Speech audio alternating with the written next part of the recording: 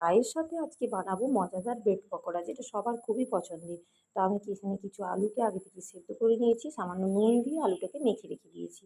এবারে একটা পেঁয়াজকে ভালো করে কেটে নেবো, তারপর কিছু কাঁচা লঙ্কাকেও কেটে নেবো।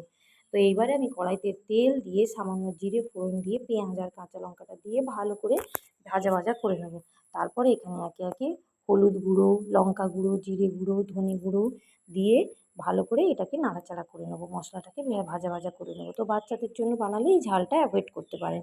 তো তারপরে আমি এখানে মাখা আলুটাকে দিয়ে ভালো করে নেড়ে চেড়ে রেখে দেবো ঠান্ডা হওয়ার জন্য।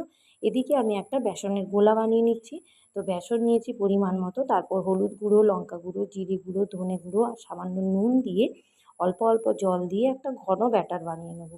তো এই ব্যাটারটা কিন্তু খুব ঘনও হবে না, খুব পাতলাও হবে না, মোটামুটি একটা দেখে বানাতে হবে। তো এই যে দেখে নিন কেমন হয়েছে ব্যাটারটা আমার। তো অল্প অল্প জল দিয়ে আমি এখানে একটা ভালো করে কিন্তু ওটাকে মেখে নিতে হবে যেন বেসনের দানা না থাকে। তারপর আমি কড়াইতে তেল বসিয়ে দিয়েছি গ্যাসে ওটাকে গরম করার জন্য।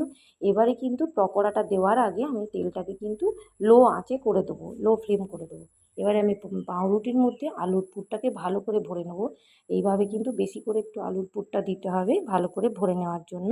তারপরে আমি ব্রেড পকোড়াটাকে এবার এই স্যান্ডউইচের মতো কেটে নিয়ে বেসনের ছোপ লাগিয়ে তেলে দিলেই কিন্তু রেডি হয়ে যাবে। একটা একটাকে তেলে দিয়ে ভালো করে ভেজে নেবো। এবারে দুদিকটা ভালো করে ভেজে নিতে হবে। তো এই যে আমি একটা একটা করে দিয়ে ভালো করে ভেজে নিচ্ছি।